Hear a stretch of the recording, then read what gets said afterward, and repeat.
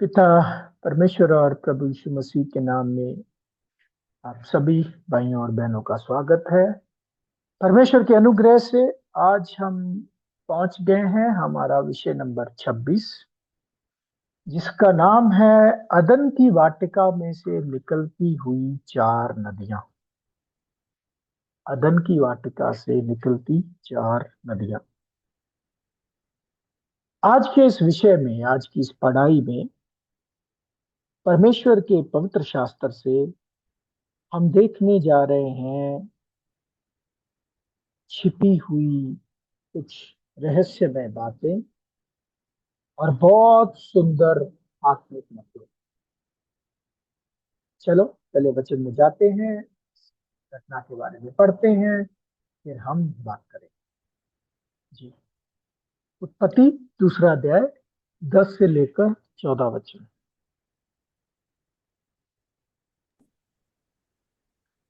उस वाटिका को सींचने के लिए एक महानदी अदन से निकली और वहां से आगे बहकर चार नदियों में बंट गई। पहली नदी का नाम पिशोन है। ये वही है जो हवीला नाम के सारे देश को, जहां सोना मिलता है, घेरे हुए है। उस देश का सोना उत्तम होता है, वहां मोती और सुलेमानी पत्थर भी मिलते हैं। और दूसरी नदी का नाम गिहोन है। ये वही है जो कूश के सारे देश को घेरे हुए है। और तीसरी नदी का नाम हिदकेल है। ये वही है जो अशूर के पूर्व की ओर बहती है। और चौथी नदी का नाम फरात है। जी, तो अदन की वाटिका में से धारा बहते हुए चार हिस्सों में बटी, जिनको नदियों का नाम दिया गया है। पहली का नाम पिसोन, दूसरी का नाम गीहोन, तीसरी का नाम हिदकल, चौथी का नाम फरात। दो एक दिशा में जाती हैं, दो दूसरी दिशा में जाती हैं, है ना। अब इसका अर्थ क्या है? क्या इस बात में कुछ गहरी बात छिपी हुई है? हाँ प्यारे भाई और बहनों, जितना अभी तक हमने परमेश्वर के वचनों में से पढ़ाई की है, हमने देखा है कि परमेश्वर के वचन में बहुत रहस्यमय बातें हैं। और आज की इस पढ़ाई में भी एक बहुत बड़ा सत्य इधर छिपा हुआ है, जिसे आज हम जानेंगे। तो चलो एक एक करके इन बातों को हम देखेंगे। ये कोई यस ऐसी नदी निकली और चार नदियां में बट गई, वो ये बात तब भी सही है, पर वो सिर्फ एक नमूना था, लेकिन उसमें छिपा हुआ कुछ आत्मिक मतलब है। क्या है, पहले देखते हैं। नदी जो होती है, नदी एक पानी का इकट्ठ बोल लो, है ना, जहाँ बहुत सारा पानी इकट्ठा होता है, जहाँ लार्ज बॉडी ऑफ वाटर, एक जगह पर बहुत सारा पानी जो इकट्ठा होता है, उसको हम नदी बोलते हैं। तो नदी के लिए सबसे अहम क्या है? नदी बनने के लिए पानी। अब पानी का अर्थ या ऐसी लार्ज बॉडी ऑफ वाटर को वचन में चिन्ह के माध्यम से क्या बताया गया है, हम पढ़ते हैं। प्रकाशित वाक्य 17वां अध्याय 15 वचन।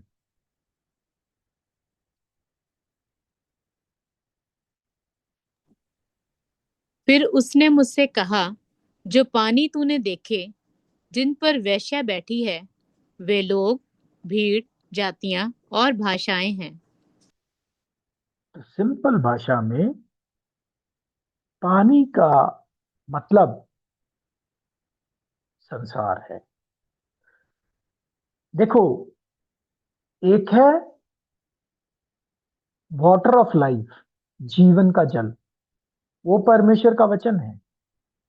लेकिन ये जो पानी है, जैसे समुद्र का पानी या लार्ज बॉडी ऑफ वाटर नदी, ये उसकी बात हो रही है। तो उस कॉन्टेक्स्ट में इधर पानी का अर्थ है पूरी मनुष्य जाति, यानी कि संसार। क्या पूरी मनुष्य जाति अदन की वाटिका से आई है? जी हाँ, पूरी मनुष्य जाति अदन की वाटिका में से ही तो आई है, क्योंकि पूरी मनुष्य जाति आदम की ही तो संतान है। जब परमेश्वर ने आदम और हवा को अदन की वाटिका में से निकाल दिया, तो उनके आगे पुत्र उत्पन्न हुए, है ना। और वचन में लिखा है, सब लोग, सारा संसार एक ही मूल से है। मतलब हम सब एक ही बाप की संतान हैं। कौन? आदम। पढ़ लेंगे प्रेरितों के काम 17वां अध्याय 26 वचन।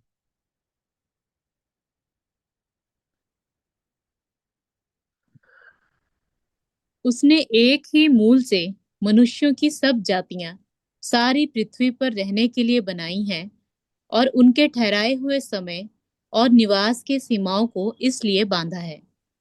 जी, एक ही मूल से आई है, आदम। तो हम क्या देखते हैं? अदन की वाटिका में से मनुष्य जाति की शुरुआत होती है, और आगे चल के परमेश्वर मनुष्य जाति को 4 हिस्सों में बांटते हैं।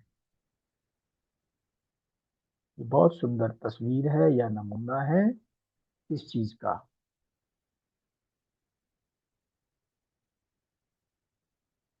परमेश्वर की दिव्य योजना में कैसे परमेश्वर मनुष्य जाति को बांटते हैं, ये उसका नमूना है। अब कैसे परमेश्वर ने मनुष्य जाति को 4 हिस्सों में बांटा है, ये बात एक्चुअल में रिलेटेड है परमेश्वर के प्लान के साथ। कौन से प्लान के साथ? पुनरुत्थान का प्लान। पुनरुत्थान का प्लान। हमने छुड़ौती की क्लास में ये वचन पढ़ा था, पहला कुरिन्थियों 15वां अध्याय 21 और 22 वचन। जैसे आदम में सब मरते हैं, वैसे ही मसीह में सब जिलाए जाएंगे। आप लोगों का या जो इम्पेशेंट मसीह भाई बहन जब ये सुनते हैं, उनको विश्वास नहीं होता है। अरे, ऐसे कैसे? हम आज मसीही हैं, हम विश्वास कर रहे हैं, अगर हमने भी जी उठना है, और वो जो आज अविश्वासी है उन्होंने भी जी उठना है, तो आज हमारे विश्वास करने का क्या अंतर? हम भी जाके पाप करते हैं। क्यों ऐसा बोलते हैं वो? क्योंकि उनको परमेश्वर की योजना का ही नहीं पता। उनको पता ही नहीं कि आज अगर हम अपनी इच्छा से पाप छोड़कर प्रभु यीशु मसीह के पद चिन्हों पर चलते हैं, स्वर्गीय बुलावे के हिस्सेदार होते हैं, तो हमें स्वर्गीय उद्धारता है। संसार को स्वर्गीय उद्धारता नहीं है। तो दूसरी बात, उनको ये नहीं मालूम कि परमेश्वर ने अपनी योजना में जो पुनरुत्थान का प्लान कर रखा है, उसमें उन्होंने मनुष्य जाति को 4 हिस्सों में बांट रखा है। हाँ, सबका जी उठना तो जरूर होगा, लेकिन अपनी अपनी बारी से। पढ़ लेंगे 23वें वचन में, पहला कुरिन्थियों 15:23।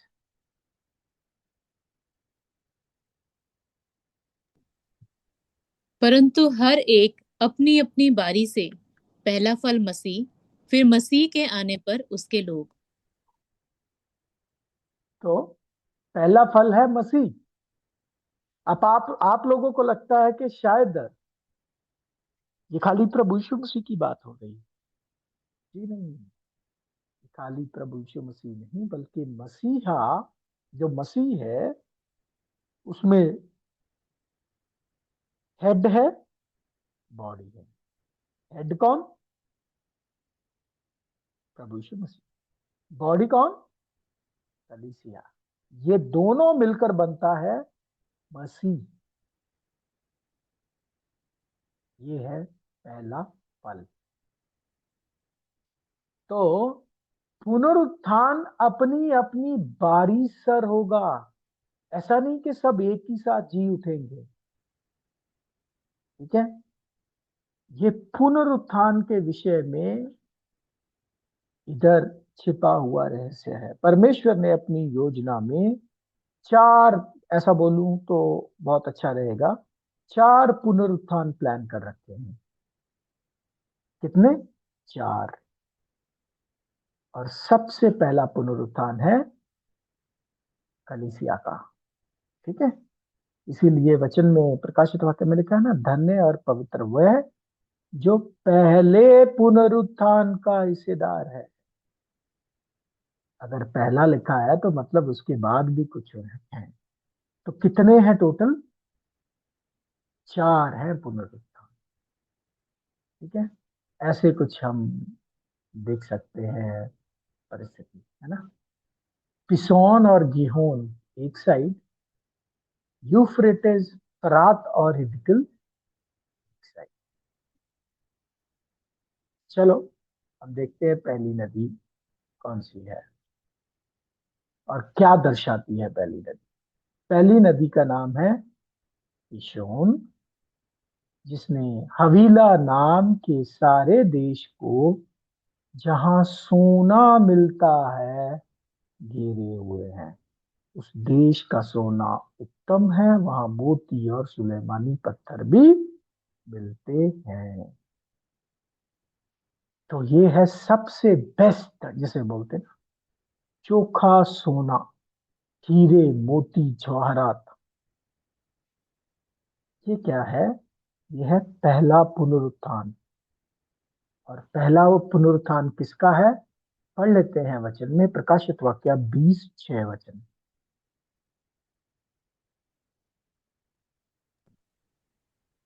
धन्य और पवित्र वह है जो इस पहले पुनरुत्थान का भागी है। ऐसों पर दूसरी मृत्यु का कुछ भी अधिकार नहीं, पर वे परमेश्वर और मसीह के याजक होंगे और उसके साथ 1000 वर्ष तक राज्य करेंगे। जी। पहला पुनरुत्थान प्रभु यीशु मसीह की कलीसिया का है। और प्रभु यीशु मसीह की कलीसिया की गिनती है 1,44,000। ये है प्रभु यीशु मसीह की कलीसिया। अब इसकी तुलना सोने के साथ क्यों की गई है? इसकी तुलना, बोला उधर चोखा सोना मिलता है, उत्तम सोना मिलता है, क्यों की गई है सोने के साथ? क्योंकि सोना एक्चुअल में दर्शाता है डिवाइन नेचर, दिव्य। सोना चिन्ह है दिव्य स्वभाव का। इसीलिए जो आप लेसन नंबर 31 में जब पढ़ोगे आपको समझ में आएगा, तंबू का विषय। तंबू के विषय में जब आप देखते हो, पवित्र और अति पवित्र स्थान में जो चीजें थी वो सोने की थी। पढ़ लेंगे निर्गमन 25 अध्याय 11 और 12 वचन, और उसके बाद 24 और 31।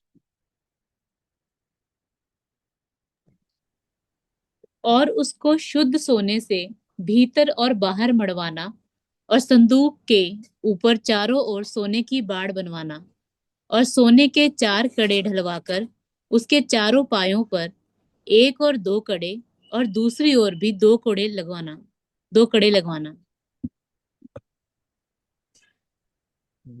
कुछ ऐसा था ये आर्क ऑफ कवेनेंट। उसे शुद्ध सोने से मढ़वाना और उसके चारों ओर सोने की एक बाड़ बनवाना। जी। और 31 शुद्ध सोने का दीवट। दीवट कुछ ऐसा था, है ना।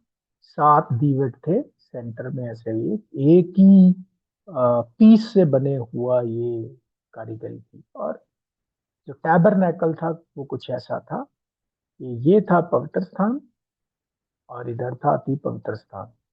ठीक है। तो ये टैबरनैकल जो परमेश्वर ने मूसा को बनाने के लिए बोला था, इब्रानियों में प्रेरित पौलुस पौलुस बोलते हैं, बताते हैं कि वो स्वर्गीय वस्तुओं का परछाई थी। तो स्वर्गीय वस्तुओं में अगर ये परछाई है या प्रतिबिंब है, तो इधर आपको सारा सामान सोने का मिलता है। बाहर आपको पीतल का मिलेगा, बाहर वेदी जो है वो भी पीतल की मिलेगी, लेकिन अंदर सारा सामान जो है वो सोने का। और सोने का मतलब है डिवाइन नेचर, ईश्वरीय स्वभाव, दिव्य स्वभाव। तो जो पहले पुनरुत्थान में भागीदार होने वाले हैं, यानी कि कलीसिया, वो जब जी उठेगी, जब उनका पुनरुत्थान होगा, उनका पुनरुत्थान इस पूरे ब्रह्मांड में हाईएस्ट लाइफ जो है, जैसे पिता और पुत्र की लाइफ है, वैसी ही लाइफ कलीसिया को मिलने वाली है। अर्थात डिवाइन नेचर कलीसिया को मिलने वाला है। अमरता कलीसिया को मिलने वाली है। अभी पढ़ा ना हमने, उन पर दूसरी मृत्यु का कोई हक या अधिकार नहीं होगा, मतलब वो उन पर मृत्यु नहीं आ सकती। अब उनको वो जीवन मिल गया जो पिता और पुत्र के पास है, अब मिलेगा कलीसिया को। ऐसा जीवन स्वर्गदूतों के पास भी नहीं है, उनके पास भी डिवाइन नेचर नहीं है। वो स्पिरिट बीइंग्स हैं, लेकिन अमरता नहीं है। मर सकते हैं, अगर स्वर्गदूत पाप करेंगे तो मरेंगे, लेकिन कलीसिया को मिलेगा अमरता वाला जीवन, जो आज तक, अभी तक सिर्फ पिता और पुत्र के पास है। अब कलीसिया के पास भी होगा, जब कलीसिया पूरी हो जाती है। बहुत ही ये सुंदर तस्वीर है, सुंदर बात है। रोमियो 2:7 पढ़ लेंगे, कलीसिया को क्या मिलने वाला है।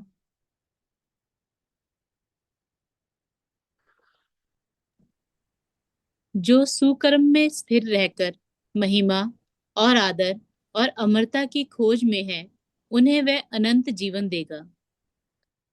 जी, उन्हें वह अनंत जीवन देगा।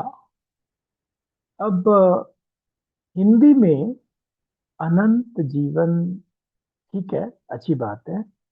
हाँ, मैं अमरता ढूंढ रहा था, ऊपर लिखा है, और अमरता की खोज में है। अमरता अलग चीज है, क्योंकि इटर्नल लाइफ, अनंत जीवन तो पृथ्वी की उदारता में मनुष्य जाति को भी मिलेगा, लेकिन मनुष्य जाति को अमरता नहीं मिलेगी। मनुष्य जाति को मुकुट नहीं मिलेगा, मनुष्य जाति को स्वर्ग नहीं मिलेगा, मनुष्य जाति को सिंहासन नहीं मिलेगा, मनुष्य जाति को पिता परमेश्वर को देखने का मौका भी नहीं मिलेगा। तो ये सिर्फ कलीसिया को मिलने वाली है अमरता, ईश्वरीय स्वभाव, डिवाइन नेचर। पढ़ लीजिए दूसरा पत्रस 1:4 भी।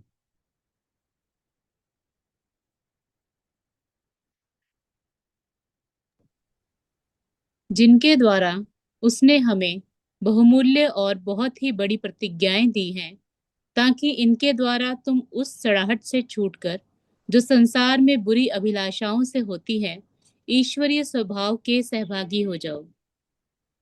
ईश्वरीय स्वभाव, डिवाइन नेचर, कौन सा? Divine nature. जैसा परमेश्वर का खुद का स्वभाव है, जैसा परमेश्वर का खुद का जीवन है, वैसा जीवन। और ये जीवन सिर्फ और सिर्फ छोटे झुंड को मिलने वाला है, 1,44,000 को मिलने वाला है। बड़ी भीड़ को भी ये नहीं मिलने वाला है, ये सिर्फ कलीसिया के लिए है। और कलीसिया की गिनती आप जानते ही हैं। ये है यूके कुमार जी, वो जो वचन आप पूछ रहे थे, लूका 12वां अध्याय 32 वचन। हे छोटे झुंड, मत डर, क्योंकि तुम्हारे पिता को ये भाया है कि तुम्हें राज्य दे। कौन है ये छोटा झुंड? छोटा झुंड है प्रकाशित वाक्य 14 अध्याय 1 वचन।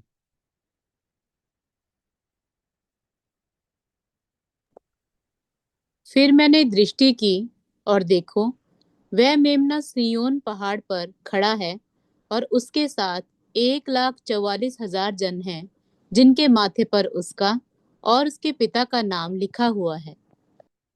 नोटिस कीजिए इधर, उनके माथे पर दो नाम है। एक तो प्रभु यीशु मसीह का, दूसरा पिता का।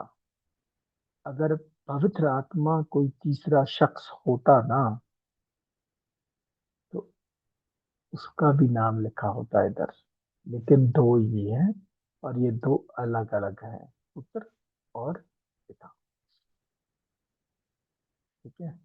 फिर से ये गिनती हमने देखा है कलीसिया की पढ़ाई में, प्रकाशित वाक्य 7:4 में भी है 1,44,000 के विषय में। और ये 1,44,000 कहाँ से चुने जाने हैं?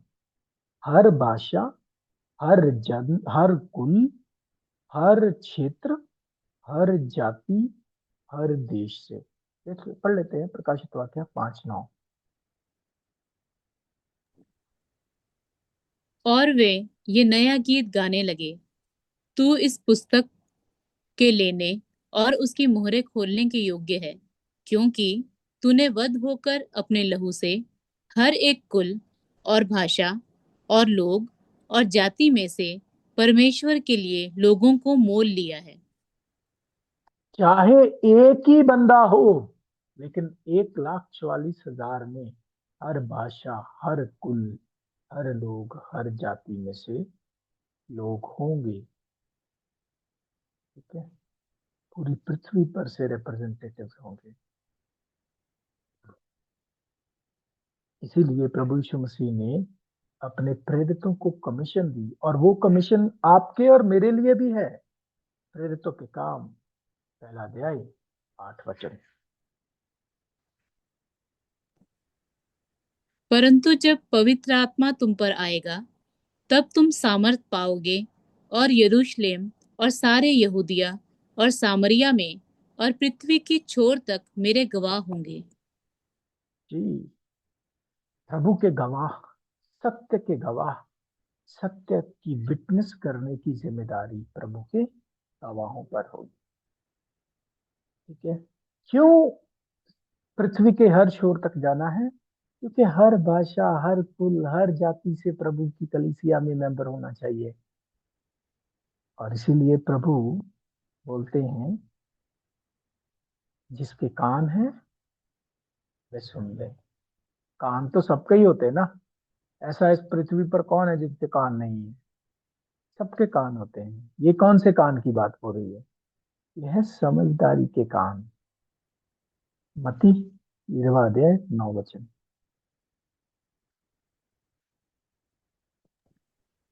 जिसके कान हो वह सुन ले। जिसके कान है, कान हो वह सुन ले। ठीक है।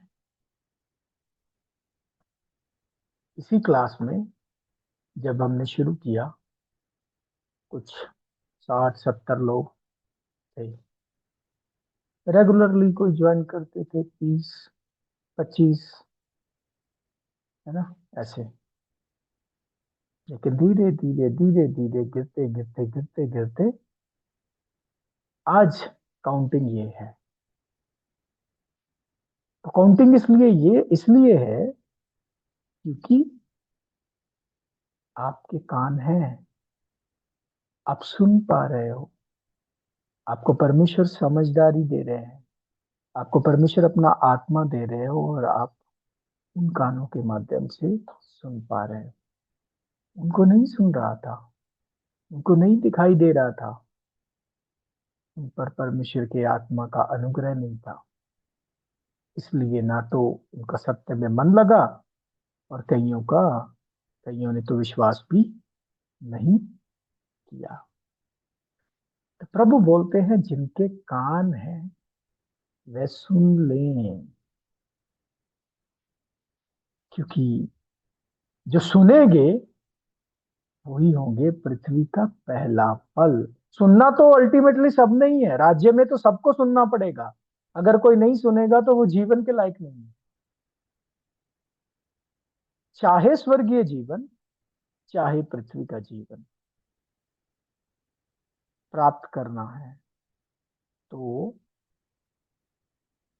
प्रभु पर विश्वास तो करना ही होगा, सुनना ही होगा उन्हें। उन्हें बिना सुने हमारा गुजारा नहीं है। सत्य को बिना सुने हमारा गुजारा, हमें किसी भी तरह का जीवन नहीं मिल सकता। तो ये जो है, ये है पृथ्वी का पहला फल।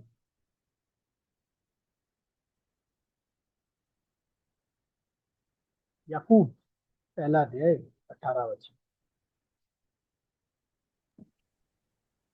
उसने अपनी ही इच्छा से हमें सत्य के वचन के द्वारा उत्पन्न किया, ताकि हम उसकी सृष्टि किए हुए प्राणियों के बीच पहले फल के समान हों।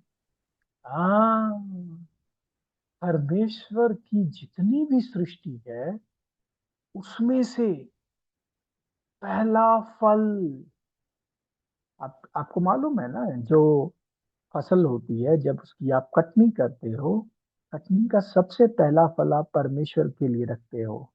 जैसा जो सबसे उत्तम है वो आप सेव करके रखते हो। इसी तरीके से परमेश्वर ने जितनी भी सृष्टि की रचना की है उसका सबसे पहला फल कलीसिया है। इस बात को सोचो और महसूस करो।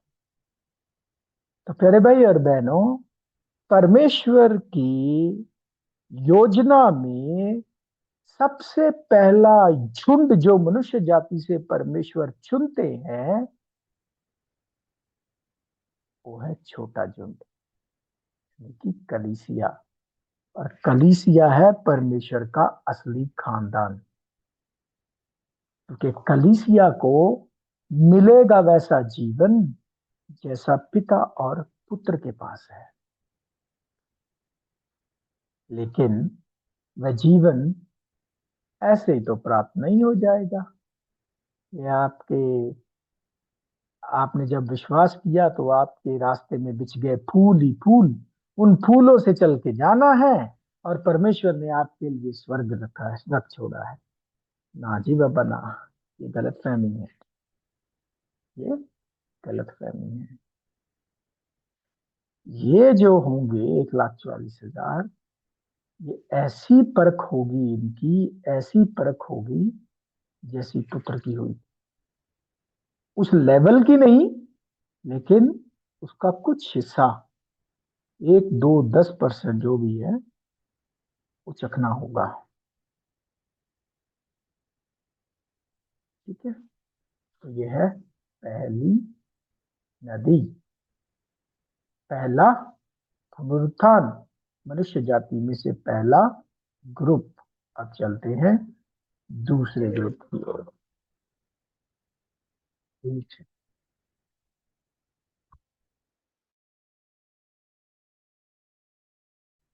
जी।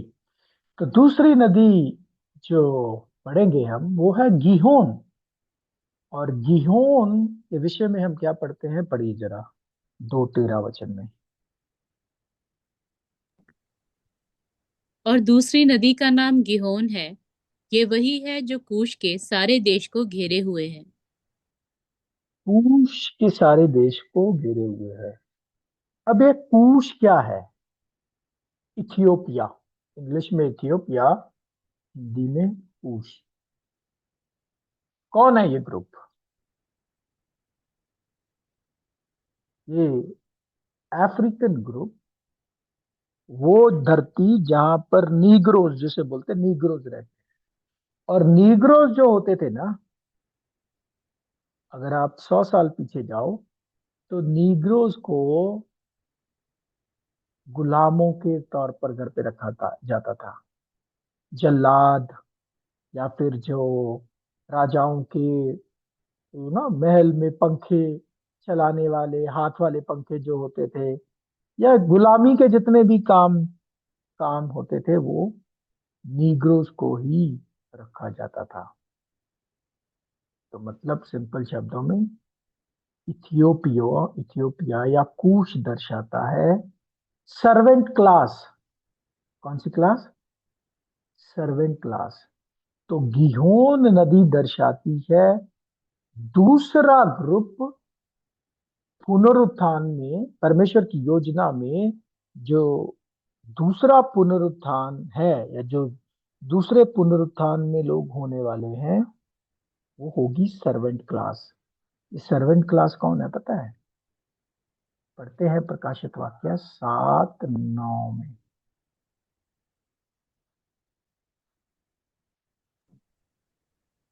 इसके बाद मैंने दृष्टि की, और हर एक जाति और कुल और लोग और भाषा में से एक ऐसी बड़ी भीड़ जिसे कोई गिन नहीं सकता था, श्वेत वस्त्र पहने और अपने हाथों में खजूर की डालियां लिए हुए सिंहासन के सामने और मेमने के सामने खड़ी हैं।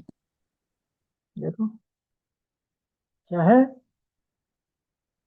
बड़ी भीड़। ये भी स्वर्गीय ग्रुप है,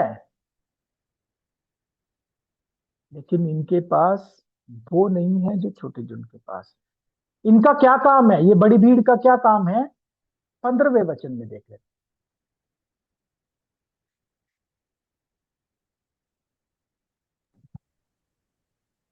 इसी कारण वे परमेश्वर के सिंहासन के सामने हैं और उसके मंदिर में रात दिन और उसके मंदिर में दिन रात उसकी सेवा करते हैं, और जो सिंहासन पर बैठा है वह उनके ऊपर अपना तंबू तानेगा।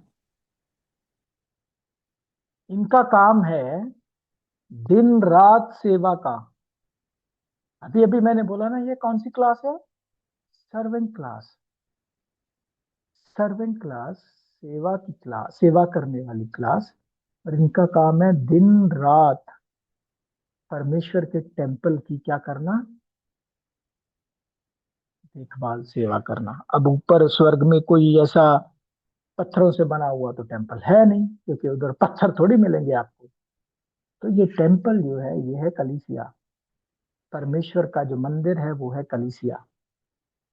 कलीसिया की देखभाल, कलीसिया की सेवा का सारा काम इस सर्वेंट क्लास के पास है। और ये सर्वेंट क्लास है बड़ी भीड़। ये भी स्वर्गीय ग्रुप है, लेकिन अंतर ये है कि छोटे जिनके पास अमरता है, ईश्वरीय स्वभाव है। बड़ी भीड़ सिंहासन के सामने हाथों में पाम के पत्ते लिए हुए, सिर झुकाए हुए सर्वेंट क्लास की तरह खड़ी है। ठीक है। ये वो है जिन्होंने, जो बुलाए भी गए, चुने भी गए, लेकिन वफादार नहीं बन पाए, परमेश्वर के पुत्र की कॉपी नहीं बन पाए। ये खो दिए वो इनाम जिसके लिए इनको चुना गया था। अभी क्लास शुरू होने से पहले मैंने आपको एक वचन बताया था, पढ़ते हैं वो, यिर्मयाह 8:20 वचन। कटनी का समय बीत गया, फल तोड़ने की ऋतु भी समाप्त हो गई, और हमारा उद्धार नहीं हुआ। ये है बड़ी भीड़। कटनी का समय बीत गया, फल तोड़ने की ऋतु भी खत्म हो गई, लेकिन हम नहीं बचाए गए। ये है बड़ी भीड़ की, ये होगी बड़ी भीड़ की परिस्थिति जब कलीसिया कंप्लीट हो जाएगी। फिर से पढ़ लेंगे, पहला कुरिन्थियों 3 अध्याय 15 वचन।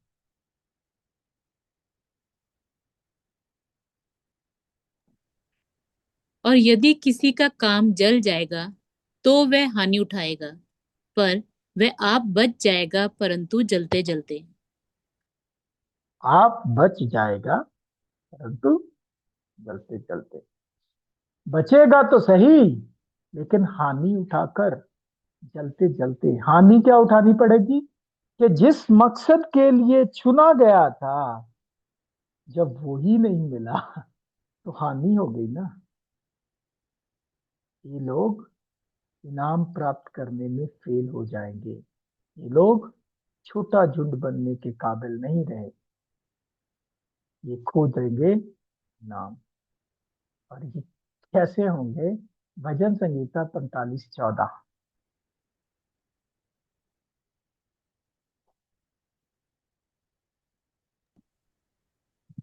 वह बूटेदार वस्त्र पहने हुए राजा के पास पहुंचाई जाएंगी।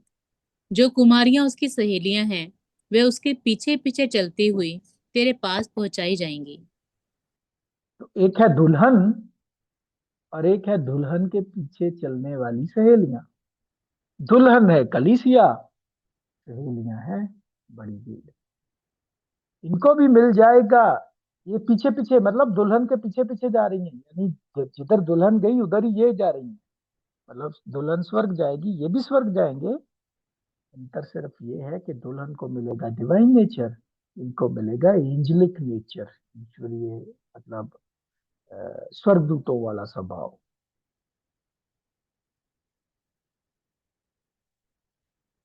और इनका काम क्या है?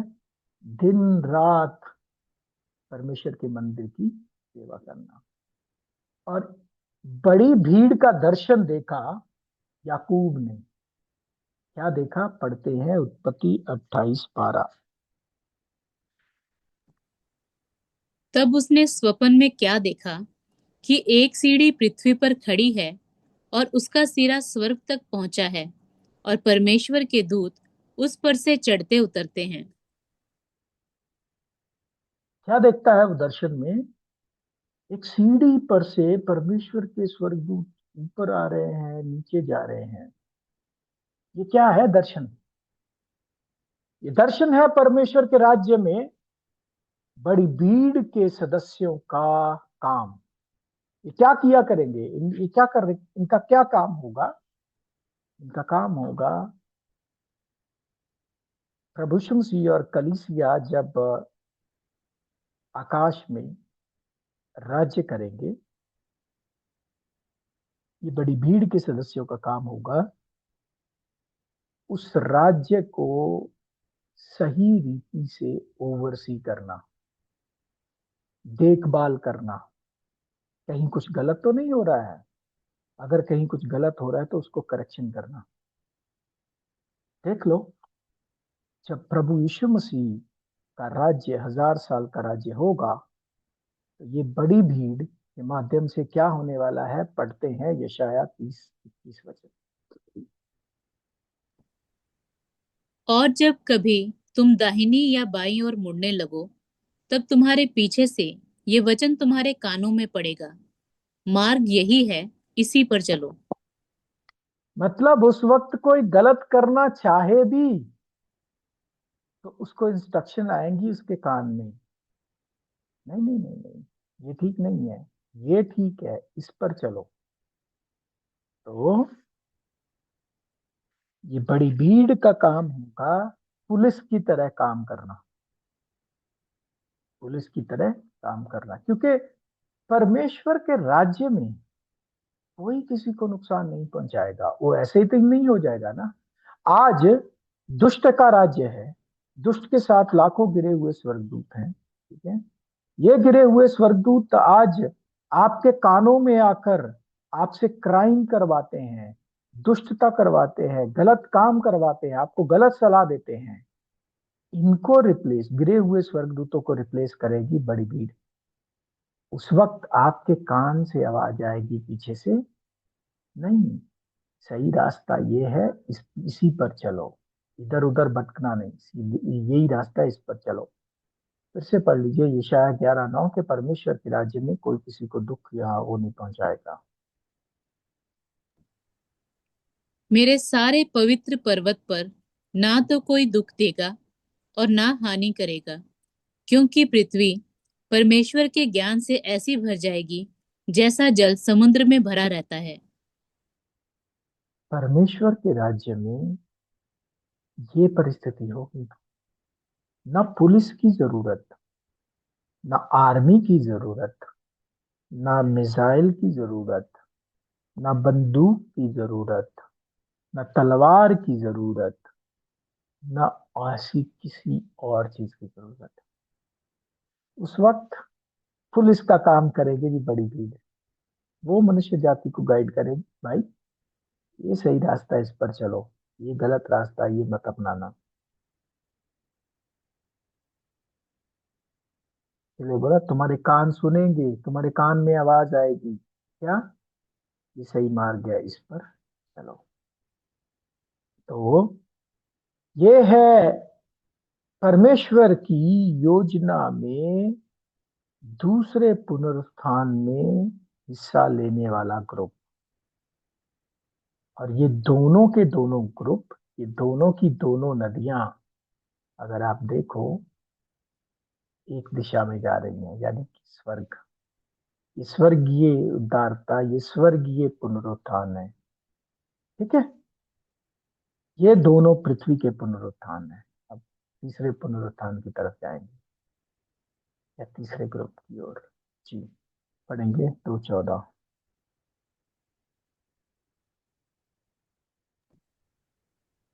और तीसरी नदी का नाम हिदकेल है। ये वही है जो अशूर के पूर्व की ओर बहती है। अशूर मतलब असीरिया। असीरिया किधर है? मिडल ईस्ट में, आपको पता है। ठीक है, तो ये तीसरा ग्रुप कौन है? असीरिया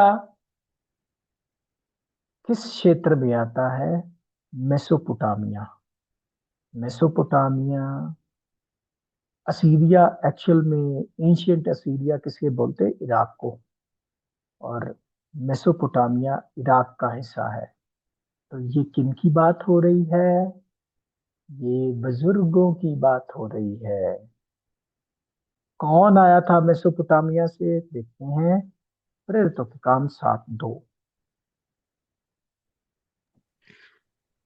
उसने कहा, हे भाइयों और पिताओं, सुनो। हमारा पिता अब्राहम हारान में बसने से पहले जब मेसोपोटामिया में था, तो तेजो में परमेश्वर ने उसे दर्शन दिया। क्या है? मेसोपोटामिया। मेसोपोटामिया में था, तो तेजो में परमेश्वर ने उसे दर्शन दिया। तो हिदकल नदी दर्शाती है एंशियंट वर्दीज, जिन्हें हम बुजुर्ग बोलते हैं। ये है तीसरा पुनरुत्थान। कौन है ये एंशियंट वर्दीज, पता है? हनूक से शुरू होते हैं। हनूक से भी पहले आबिल, सबसे पहला आबिल, और सबसे अंतिम जॉन द बैप्टिस्ट। इसके बीच में जितने भी, जॉन द बैप्टिस्ट को स्वर्गीय उद्धारता नहीं है, बाय द वे, आपको बताने के लिए तो बता दूं, वो 1,44,000 का हिस्सा नहीं है। जॉन द बैप्टिस्ट को तीसरा पुनरुत्थान, पृथ्वी की उदारता मिलेगी। सबसे पहला आबिल, और अंतिम मेंबर है उसमें यूहन्ना बपतिस्मा देने वाला। उसके बीच में जितने भी परमेश्वर के वफादार हुए, बाइबल की बात कर रहा हूँ, बाहर से नहीं, ठीक है? इब्राहिम, इसहाक, याकूब, मूसा, नूहा, हनूक, डैनियल, यशाया, दाऊद, सुलेमान, हम्म, सारे जितने भी, यरमिया, एजिकियल, सब के सब एंशियंट वर्दीज कहलाते हैं, बुजुर्ग कहलाते हैं, क्योंकि ये प्रभु यीशु मसीह से पहले वफादार रहे। और इनके विषय में इब्रानियों 11वां अध्याय 2 वचन में बताया गया, मतलब इब्रानी 11 और 12वां चैप्टर डी पढ़ के, 11वां अध्याय खास करके पढ़ लेंगे इनके विषय में, एंशियंट वर्दीज। क्योंकि इसी के विषय में पूर्वजों की अच्छी गवाही दी गई। पूर्वजों, इनको पूर्वज बोला, एल्डर्स। तो ये पूर्वज थे जिनकी बहुत अच्छी गवाही, जिन्होंने एक बहुत अच्छे विश्वास की अपना जीवन व्यतीत किया। अयूब भी देखो, अयूब भी कितनी बड़ी एग्जांपल है। तो ये सारे के सारे बहुत वफादार रहे, इसलिए परमेश्वर इनको मनुष्य जाति से थोड़ा उत्तम पुनरुत्थान देंगे। और वचन में लिखा है उसको बेटर रेजरेक्शन, पढ़ लेंगे इब्रानियों 11वां अध्याय 35 वचन। स्त्रियों ने अपने मरे हुओं को फिर जीवते पाया। कितने तो मार खाते खाते मर गए और छुटकारा ना चाहा। इसलिए कि उत्तम पुनरुत्थान के भागी हों।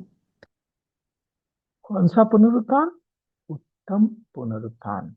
तो ये है तीसरा ग्रुप। कहां से आते हैं ये? कौन है ये? है पूर्वज, बुजुर्ग।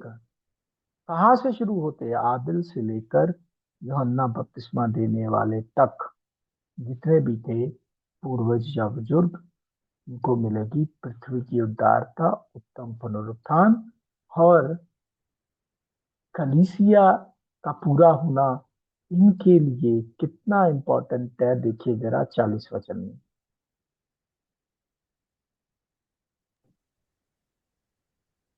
क्योंकि परमेश्वर ने हमारे लिए पहले से एक उत्तम बात ठहराई कि वे हमारे बिना सिद्धता को ना पहुंचे।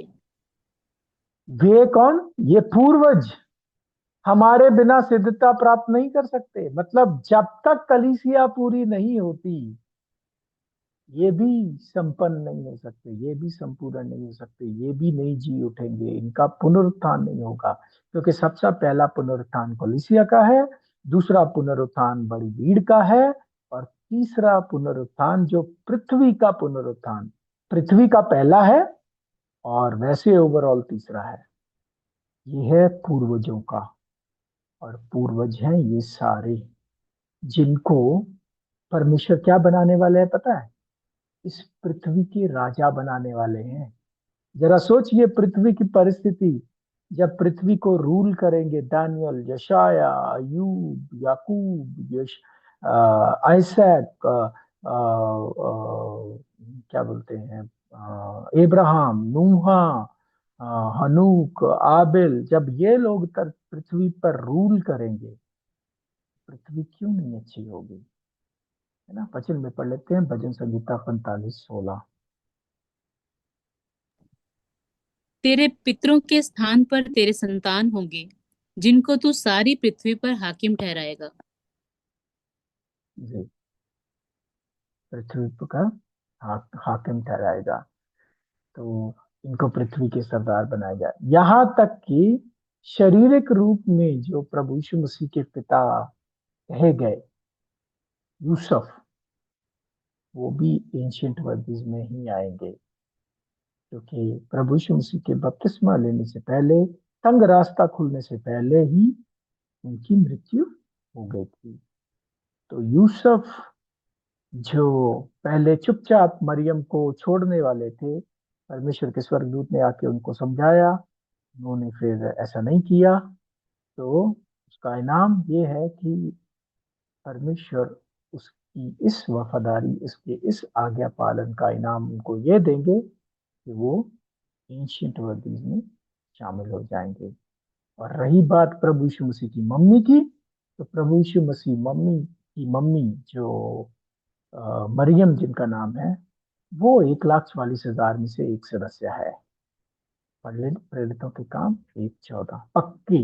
उनका तो सीट पक्की है, मतलब सीट पक्की इन द सेंस कि वो प्रभु यीशु मसीह की बहुत ही क्या बोलते हैं, समर्पित चेली थी।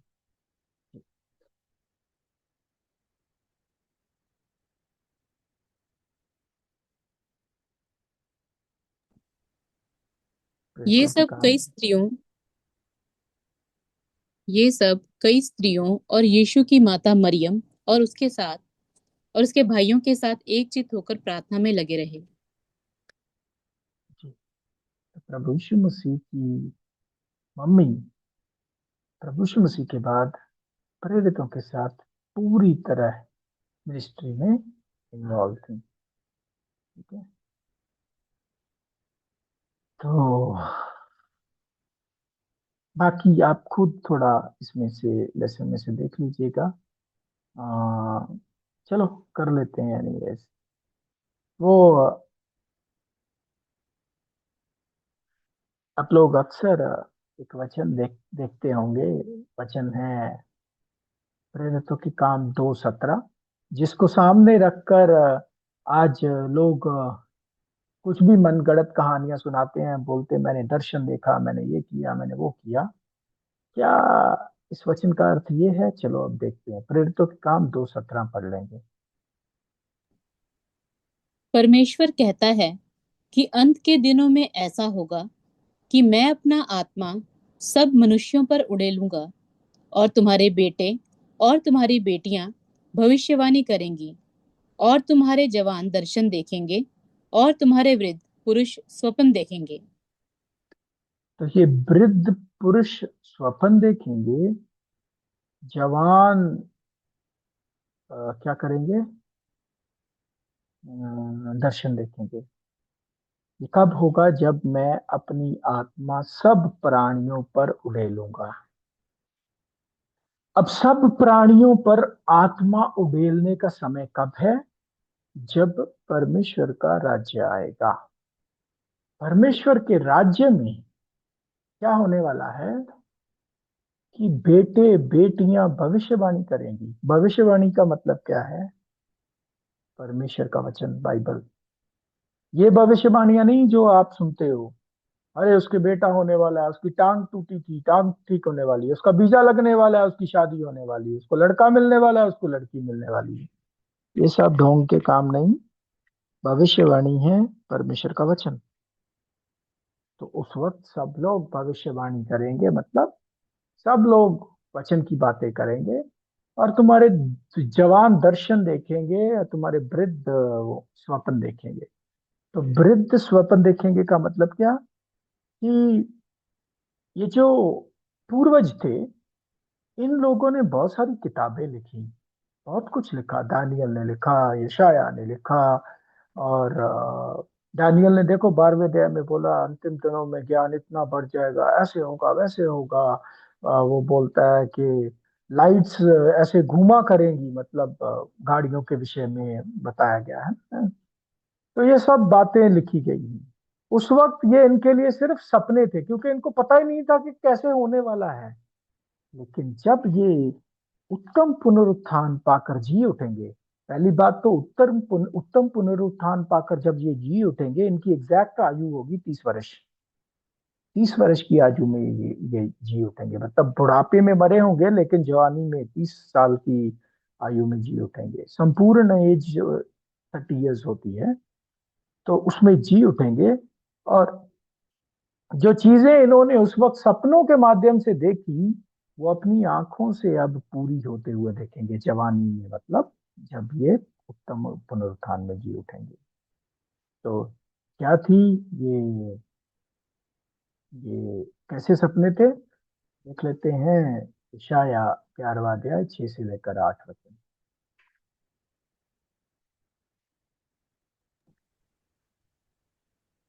तब भेड़िया भेड़ के बच्चे के संग रहा करेगा, और चीता बकरी के बच्चे के साथ बैठा रहेगा, और बछड़ा और जवान सिंह और पाला पोसा हुआ बैल तीनों इकट्ठे रहेंगे, और एक छोटा लड़का उनकी अगुवाई करेगा।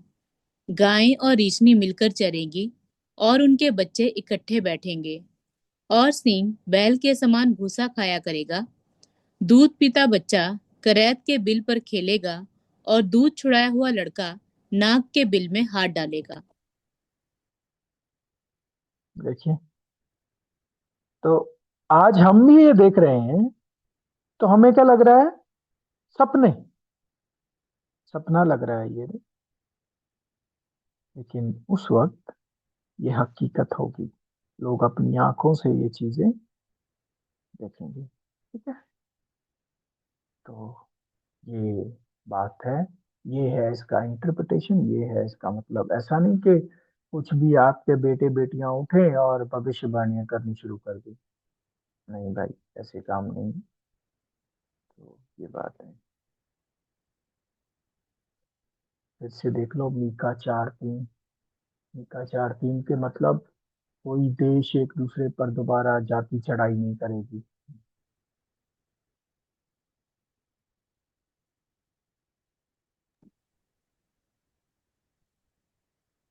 वह बहुत देशों के लोगों का न्याय करेगा, और दूर दूर तक की सामर्थी जातियों के झगड़ों को मिटाएगा।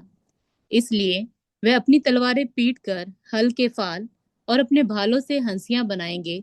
तब एक जाति दूसरी जाति के विरुद्ध तलवार फिर न चलाएगी। मतलब पृथ्वी की परिस्थिति ऐसी होगी कि कोई किसी पर फिर नहीं चढ़ाई करेगा। अब उस वक्त तो सपने लग रहे थे, सपने लग रहे होंगे। अब जब आएंगे वो देखेंगे अपनी आंखों से पूरा होता हुआ जवानी में, तो दर्शन होगा उनके लिए, खुद विजन देखेंगे वो, अपनी आंखों से होते हुए देखेंगे। फिर से एक और वचन पढ़ लेंगे। लोग क्या बोलेंगे उस वक्त, अन्य जातियों वाले सब, इस पृथ्वी के लोग क्या बोलेंगे देखना। यिर्मयाह 16 अध्याय 19 से लेकर 21 वचन। हे परमेश्वर, हे मेरे बल और दृढ़ गढ़, संकट के समय मेरे शरण स्थान, जाति जाति के लोग पृथ्वी की चारों ओर से तेरे पास आकर कहेंगे, निश्चय हमारे पुरखा झूठी, व्यर्थ और निष्फल वस्तुओं को अपनाते आए हैं। क्या मनुष्य ईश्वरों को बनाए? नहीं, वे ईश्वर नहीं हो सकते। इस कारण इस एक बार मैं इन लोगों को अपना भुजबल और पराक्रम दिखाऊंगा, और वे जानेंगे कि मेरा नाम यहोवा है। देखिए, लोग खुद बोलेंगे कि हमारे पुरखाओं ने हमें झूठी और व्यर्थ और निष्फल वस्तुओं को अपनाने के लिए मजबूर किया, ऐसे ईश्वरों की ओर लगाया जो उन्होंने खुद से बनाए थे, जो ईश्वर हो ही नहीं सकते। खुद बोलेंगे भाई हम तो इस परमेश्वर को ढूंढ रहे थे, हम तो याहवे पिता परमेश्वर को ढूंढ रहे थे, वही है असली परमेश्वर। ये सब अपनी आंखों से पूरा होते हुए ये सारे भविष्यवक्ता देखेंगे, और हर एक मनुष्य पर उसकी जवानी वापस लौट आएगी। अय्यूब 33 अध्याय 25 वचन। तब उस मनुष्य की देह बालक की देह से अधिक स्वस्थ और कोमल हो जाएगी, उसकी जवानी के दिन फिर लौट आएंगे। ये मनुष्य जाति के लिए होने के लिए 100 साल लगेगा, लेकिन बुजुर्ग ऐसी परिस्थिति में पुनरुत्थान के होते सार ही उठ जाएंगे। इसीलिए उसको वचन में बोला है बेटर रेजरेक्शन, उत्तम उत्तम पुनरुत्थान।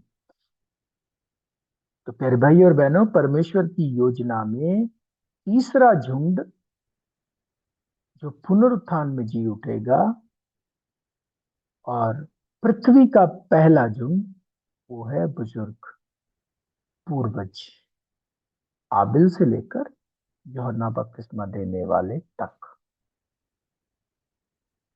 जी, अब देखते हैं चौथी नदी जिसका नाम है फरात। अब ये चौथी नदी को इंग्लिश में बोला है चौथा पुनरुत्थान। इसका नाम है कॉमन सैल्वेशन। कौन सी सैल्वेशन? कॉमन। हिंदी में ये शब्द नहीं आता है, इसका आना चाहिए सामान्य उदारता, लेकिन हिंदी में ये आता नहीं, फिर भी पढ़ लेंगे यहूदा 1:3। हे प्रियो, जब मैं तुम्हें उस उद्धार के विषय में लिखने में अत्यंत परिश्रम से प्रयत्न कर रहा था, जिसमें हम सब सहभागी हैं, तो मैंने तुम्हें यह समझाना आवश्यक जाना कि उस विश्वास के लिए पूरा यत्न करो जो पवित्र लोगों को एक ही बार सौंपा गया था। तो ये है कॉमन सैल्वेशन। कौन सी सैल्वेशन? सामान्य उद्धार।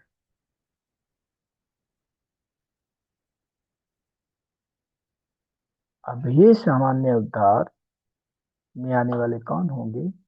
बाकी बची हुई पूरी मनुष्य जाति, जो ना तो छोटे झुंड में गई, ना बड़ी भीड़ में गई, ना बुजुर्गों में, तो बचा कौन? हिंदू, मुस्लिम, सिख, ईसाई। कौन से ईसाई? बुलाए हुए, जो कभी चुने हुए स्टेज में नहीं गए। जो अभी हम क्लास से पहले बात कर रहे थे ना, जो झूठी शिक्षा या जो भी है, ये सारे, ये सब के सब कॉमन सैल्वेशन प्राप्त करेंगे। इनको गलत फहमी है कि ये स्वर्ग जाने वाले हैं। सब के सब सिंपल मनुष्य की उदारता, जो बाकियों को उदारता मिलने वाली है, वही उदारता के ये हिस्सेदार होने वाले हैं, और वो उदारता है पृथ्वी की। इन सब को 100-100 साल का समय दिया जाएगा बुराई को, पाप को छोड़ने के लिए, और पृथ्वी की उदारता में ये जी उठेंगे। ये कब होगा? जब हाईवे ओपन होगा। और हाईवे कब ओपन होगा? हमारे प्रभु यीशु मसीह के दूसरे आगमन पर। हाँ, इसी ग्रुप में, यानी कि चौथे ग्रुप में, कुछ ऐसे भी होंगे जो नहीं सुधरेंगे और वो जाएंगे दूसरी मृत्यु में। पढ़ लेंगे यशाया 26 अध्याय 10 वचन। दुष्ट पर चाहे दया भी की जाए तो भी वह धर्म को ना सीखेगा। धर्म राज्य में भी वह कुटिलता करेगा और परमेश्वर का महात्म्य उसे सूझ ना पड़ेगा। देखो, दुष्ट पर जितनी मर्जी कृपा, वो तो ये है दूसरी मृत्यु में जाने वाला ग्रुप, कि पुनरुत्थान होने के बाद, इतना कुछ अच्छा होने के बावजूद भी वो दुष्टता करने से बाज नहीं आएंगे, इसलिए अपने आप को जीवन के अयोग्य घोषित करेंगे। तो प्यारे भाई और बहनों, आज के इस विषय में हम क्या देखते हैं? परमेश्वर की योजना में दो और दो, चार ग्रुप। दो स्वर्गीय उद्धारता में जाने वाले ग्रुप, दो पृथ्वी की उद्धारता में जाने वाले ग्रुप। स्वर्गीय उद्धारता में जाने वाले ग्रुप छोटा झुंड और बड़ी भीड़, और पृथ्वी की उद्धारता में पहला जो ग्रुप है वो है बुजुर्ग, यानी पूर्वज, उत्तम पुनरुत्थान में जी उठेंगे, 30 साल की आयु में जी उठेंगे। और फिर आएगी कॉमन सैल्वेशन, बाकी बची हुई मनुष्य जाति, जो उसमें सब लोग आ जाते हैं, यानी विश्वासी भी आ जाते हैं। मनुष्य जाति के बाकी सारे जेंटाइल्स जो भी हैं वो सब उसमें आ जाते हैं। सचमुच परमेश्वर के वचन अद्भुत हैं, और परमेश्वर के वचन की शिक्षाएं भी बहुत गहरी और अद्भुत हैं। आशा करता हूं कि आप लोगों को यह विषय समझ में आया होगा। परमेश्वर ही आपको अपने वचनों के माध्यम से आशीर्वाद दें। आप सबको निवेदन है कि पीडीएफ पढ़ें, रिकॉर्डिंग दोबारा से सुने। अगर कुछ नहीं समझ में आता है तो आप फोन के माध्यम से, जिस भी माध्यम से आप कंफर्टेबल हैं, आप बात कर सकते हैं। Thank you and Lord bless.